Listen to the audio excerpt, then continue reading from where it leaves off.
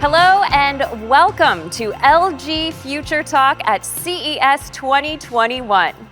My name is Amy Aliyah and I am thrilled to be your host today for this very special event at a historic first ever all-digital CES. Now, as the global pandemic lingers on with such profound impact on all of our lives, we're once again faced with the most pressing questions of technology and innovation. How can technology help us better fight the pandemic? Will our recent experiences change the way we live and work for good? And if so, how?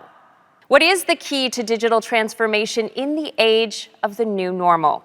Well, with me here in the studio to discuss these fascinating questions, the latest solutions from LG, and so much more is the President and CTO of LG Electronics, Dr. I.P. Park. Hey, Amy. Hello. Good to see you. Good to see you. A big welcome Thank you. and thank you for joining me today. Thank you, Amy, and pleasure to meet you again. Of course. How have you been? I've been good, thanks. There were a few weeks of working from home, but I think it's fair to say that South Korea has been a relatively safe place during this pandemic. And thank heavens for that. But actually, speaking of the pandemic, I know there have been a number of LG products that really stood up to the challenge in personal protection and care. You're right, and we'll have to start with LG PuriCare wearable air purifier. As you can probably tell from the name, it brings all the technology behind our LG PuriCare air purifier into a wearable form. Yes, and I actually tried one earlier, and the first thing you notice is just how light it is. Isn't it? Yeah. And yet it has dual fans and a respiratory sensor, which means the fan operation automatically adapts to your breathing. A real feat for LG R&D, from breathing algorithm analysis to ergonomic design to batteries. Fantastic stuff. You know, I love how LG took what they're good at, making the air purifier, and applied it to a new form to meet the challenge of the day. Well, there's another one like that. Our smart thermal camera does thermal detection like they do at airports and big buildings, but it's all autonomous and with facial recognition, so you don't need someone sitting behind the camera all day. And when you have a person with high temperature, it not only detects the temperature, but it also identifies the person. That's great, but you know, now we're all wearing face masks, hopefully those PuriCare ones, but how does that work with facial recognition? Yeah, and that's why we've gone a step further to make facial recognition work even with your face mask on. And that's thanks to our continued investment in artificial intelligence. Incredible stuff. So these are all very innovative, very timely responses to the pandemic. LG at its best, I think. But I also wanted to talk with you about the world after the pandemic. Do you think the pandemic has changed our lifestyle for good? Well, a good question. So we're all talking about the new normal, but I think we have to bear in mind that change, the post-COVID change, is not a given. And we have to really make it happen. Any of the positive changes in our lifestyle that we have had during the pandemic, if we really want to make them last, we must be able to provide enabling solutions that are sufficient alternatives to the old way of doing things. Interesting. Could you give me an example of this? Sure, take robotics, for example. You know how we've been doing so much with our LG Chloe fleet of robots. There are guide bots at the airports, chef bots cooking meals at restaurants, serve bots delivering those dishes, carrying samples at hospitals, and now even UV robots like you saw during our press conference yesterday. You mean the ones that go around with the UV lamp module to reduce germs, right? That's right. And that's all great.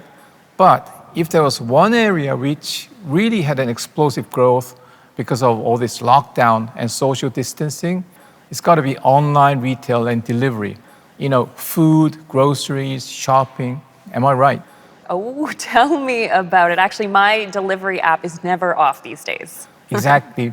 And for the reasons of safety and speed and economy, unmanned delivery chain has been everyone's dream. And I think the pandemic has given the industry a real push to make that happen. So our mission, our challenge is to provide a robotic solution for full door-to-door delivery. And there's been some real progress. Our Chloe server bots can now use elevators which is a must for moving around all those different buildings. And we are getting closer than ever to producing all-round delivery robots that can do entire door-to-door journey autonomously, meaning both indoor and outdoors. Now, that'll be a real breakthrough because we're talking about navigating through very different environment with totally unpredictable obstacles and events. And that requires a completely different levels of maneuvering, robustness, coordination, and control. So the answer to your question is, yes, the pandemic does give us opportunities to make change, but we have to have the right technology ready to be able to capture those opportunities. I see. But I mean, I know LG is a firm with such a wealth of technology, but surely you can't have all the technology you need to pull off everything at the speed you need to. Well, as a CTO, I should probably feel tempted to say, yes, we can, and yes, we do. But you're right, we can't. We simply can't do everything ourselves because the world is just changing too fast. So we have to work with others and innovate as a team. Right. And that's the open innovation that you always talk about. Absolutely. I'm a firm believer in the power of partnership across disciplines and industries, sometimes even with competitors, if that means being able to deliver what's right for our customers. Great. And I think we have a little clip of a chat you had recently with another great advocate of collaborative approach to innovation. Let's have a look. Gary, what a historic show this year and all digital CES. I have to begin by congratulating you for managing to put this all together. Thanks, IP.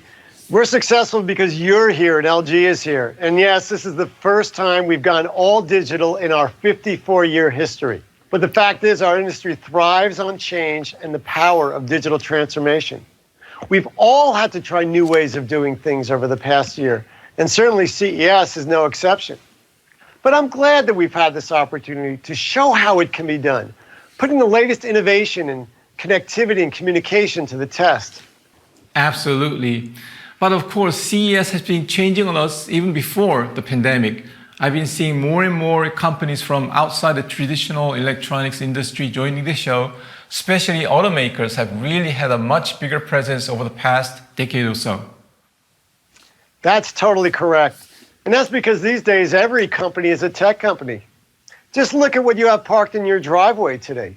Is it a car or is it an incredibly sophisticated machine with amazing new safety features and entertainment options?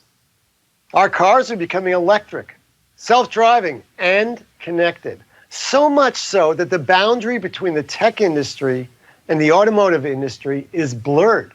You know all about this. You and LG have been doing so much more lately when it comes to mobility. And the fact is, technology and disciplines are converging to facilitate a host of digital innovations. AI, 5G connectivity, IoT, cloud, sensors, navigation, batteries. Put them together, throw in some innovation, and they are transforming mobility.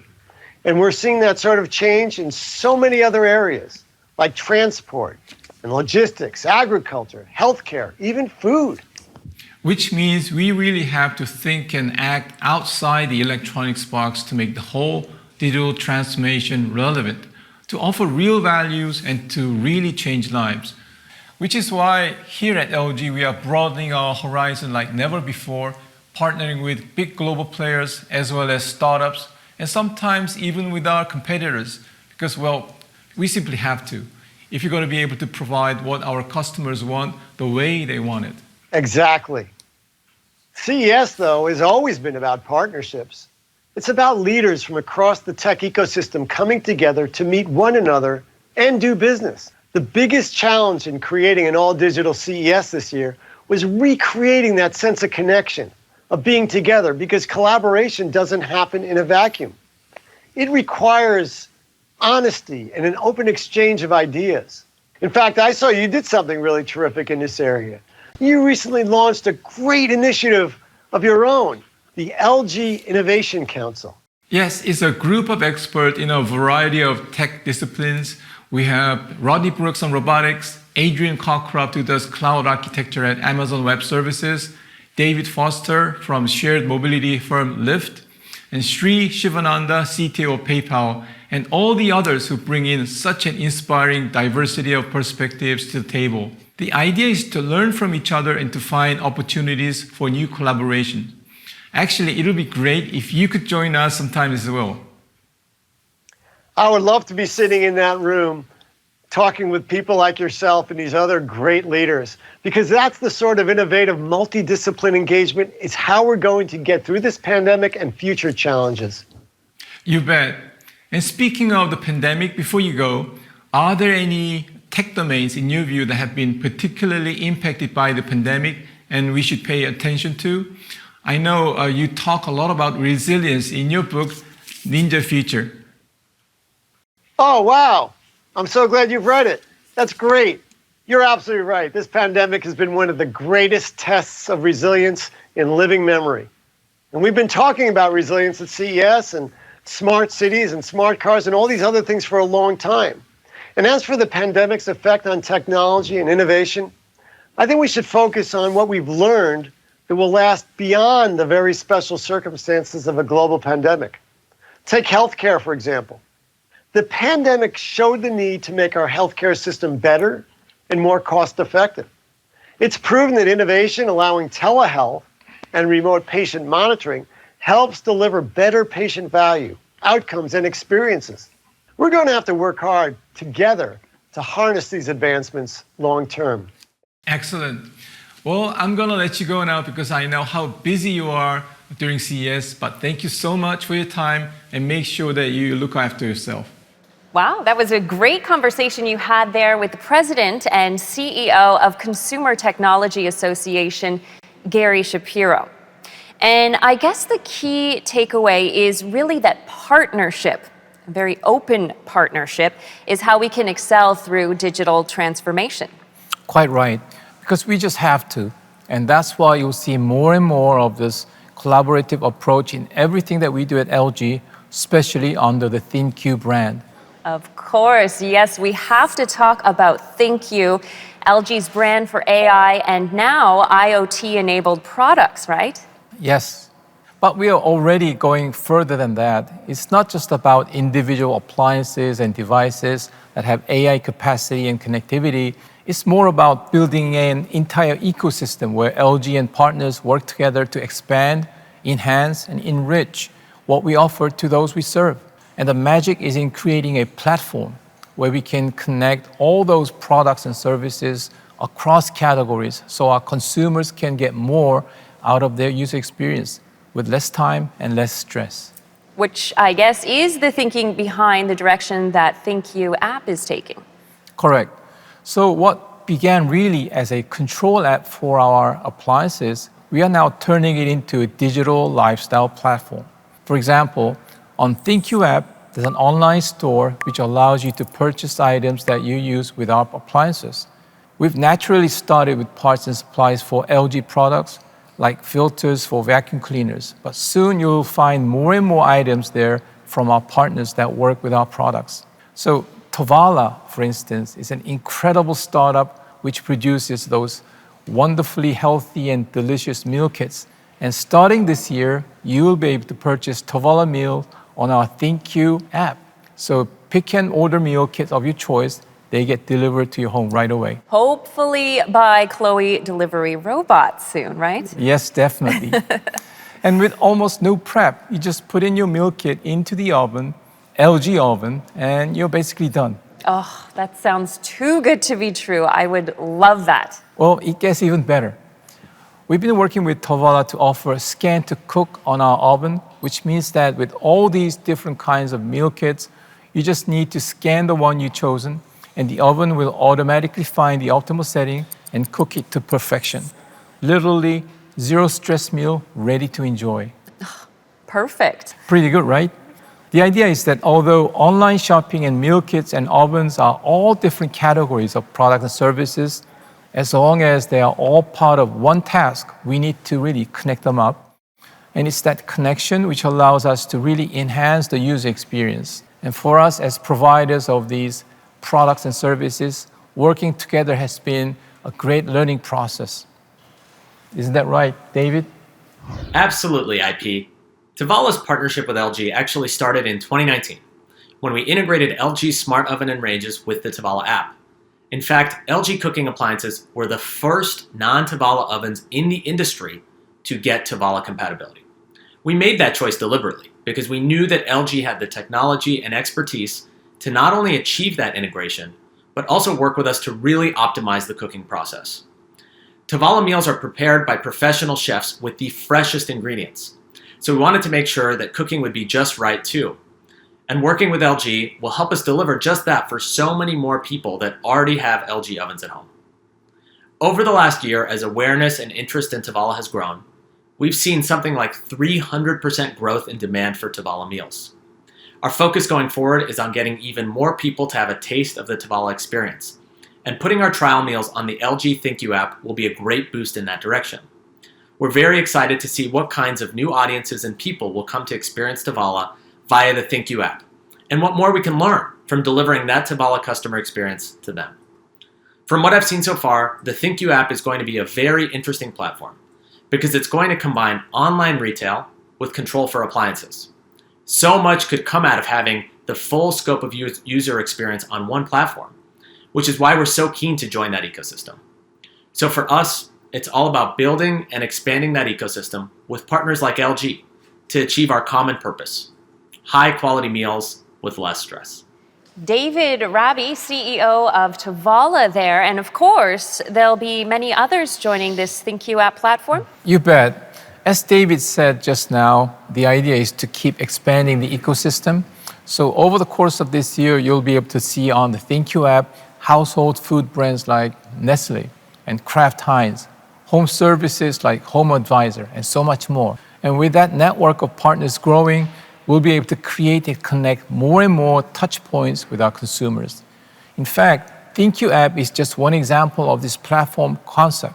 We recently opened a ThinkYou home here in Korea, a real house that has all the connected smart appliances, sustainable energy solutions, and intelligent home management system. It's a living lab of its own kind where we can really experiment in real life setting how all these connected products and services work together and better. But the important thing is that ThinkYou Home as a system is another platform where we want to work with a whole range of partners so we can take it to the next level. So really, I think everything that we do, even individual products, we now have to take everything as a platform. And the platform, is only as good as players on it, which is why, again, these partners will be so essential to LG's innovation going forward. That's great, because we're just about to hear from a couple more of them who have super interesting questions for you, IP. Oh, easy ones, I hope. Well, we'll have to see. So the first one comes from Jean-François Gagné of Element AI, with whom you've been collaborating on AIX, right? Yes, the levels of AI experience, which we announced at CES last year. That's a framework for the future of AI technology in terms of how it'll change the human experience. Yes, I remember. 4 levels, right? That's right. From level 1, efficiency, to level 2, personalization, then reasoning, and then exploration. It's about mapping out all the progress in what AI can do for us. That's it. And I hear you have a new report out. Yes, we do. And this one is called AIX Exchange. And it's called that because it basically is an exchange of ideas and thoughts about AIX from a dozen experts in all different fields, from AI and robotics to consumer rights and even ethics. So that's another platform we opened up there to engage with industry leaders, researchers, policymakers, and of course, consumers to figure out how better to use AI for our innovation. How fascinating. Well, here's a question from Jean-François Gagné, the founder and CEO of Element AI. Hey IP, good to see you again. And let me begin with a huge thanks and congratulations for the launch of AIX Exchange project. For a company like Element AI working on very complex technical problems, it's really important to keep in touch with how AI impacts real world and real lives.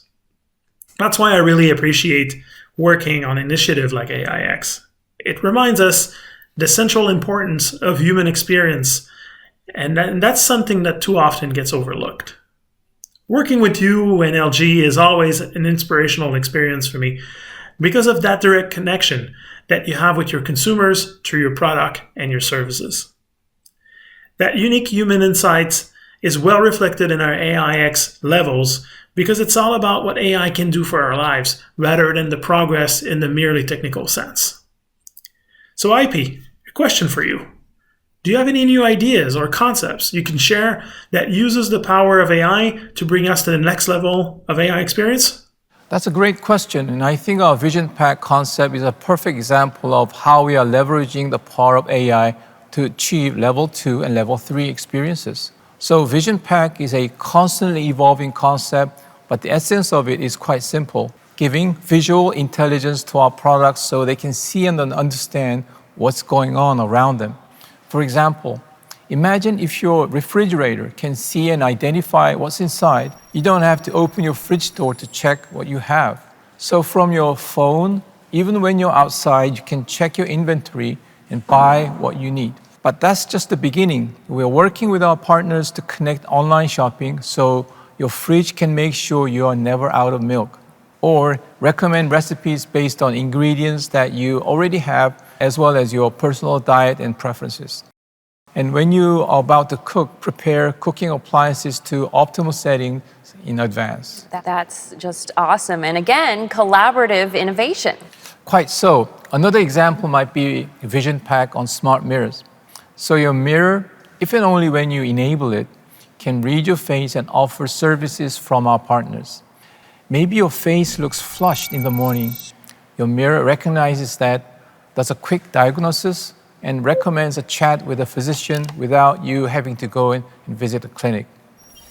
Or it can assist with your makeup by recognizing your skin tone and condition, recommend different styles based on your schedule for the day, and even guide you as you put on makeup of your choice, and of course, apply the same kind of user experience to fashion, which give you Think You Fit that you know only too well, our virtual clothes fitting solution. So these are very interesting ideas, and we can do all of them and so much more because we are working with partners who bring in their special expertise in different domains. Excellent, excellent, excellent. So let's go straight to our next question. Hello, IP. Thanks for this great opportunity to announce the launch of Valuta, our new joint venture with LG Electronics. We've been working together on mobility solutions for quite some time, but now with this new multi-talented team dedicated to the future of mobility, I think we are really going to be able to forge ahead with our vision.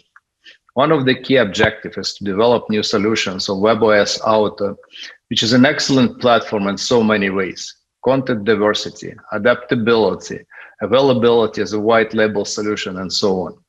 But for me, one of the greatest things about WebOS Auto is that it encourages us to think beyond the in-vehicle experience. What happens inside your car? And that's because its parent platform, WebOS, already has an installed base of over 120 million consumer devices, from small TVs to refrigerators, and it's growing by 20 million a year. This gives WebOS Auto an inherited advantage, connecting your car with all the other touch points of life like home and your office. After all, connected car isn't just about giving a vehicle internet connection. The really important question for the user is about what it is connected to and which new experience they can discover. So here's my question. What do you think is the most critical challenge in reinventing the in-car experience, especially for meaningful connections with life beyond mobility? A very interesting question from Dmitry Loshinin, the CEO of Luxoft, another key partner of yours, I understand. Absolutely. And I'm also thrilled about our new JV called Aluto. We're going to have an online launch on January 27th, and that'll be the beginning of another exciting journey into the future of mobility. In my view, one of the most important things about reinventing the in-car experience is that perhaps more so than in any other domain, there needs to be a close and dynamic interaction between hardware and software. The two really have to blend in with each other in such a constrained space and in doing so, create new possibilities. So for example, with our new smart cabin concept for long distance, intercity, road travel, real focus is on integrating interactive hardware like displays on ceilings and windows with experiences that are powered by WebOS Auto. So it's not just about having a few more apps on the control panel, but rather recreating the whole range of functional spaces in your car, from office or meeting room or studio to personal theater, shopping mall, or even your bedroom, all in a way that is completely immersive. And that's vehicles as mobile spaces, as you so often talk about. That's right. And for this kind of concept to become a reality, we need the whole mobility system to move together, which is why we are always exploring new horizons with exciting ideas like LG SVL simulator technology. It builds a digital twin of the real world so you can test around all sorts of solutions from smart mobility to delivery robots that I mentioned earlier. The idea is to build a cloud-based platform for connected mobility ecosystem where we can offer things like an intelligent fleet management solution and even a smart command center for the whole smart city. So once again, we come back to the importance of working together across industries because building and expanding this kind of ecosystem is absolutely a multidisciplinary effort. You know, I couldn't agree with you more, but I'm afraid our time's nearly up, but we could quickly do just one more question before we wrap up, because I know this is the one that everyone watching at home will be really interested in, and that is, of course, rollables.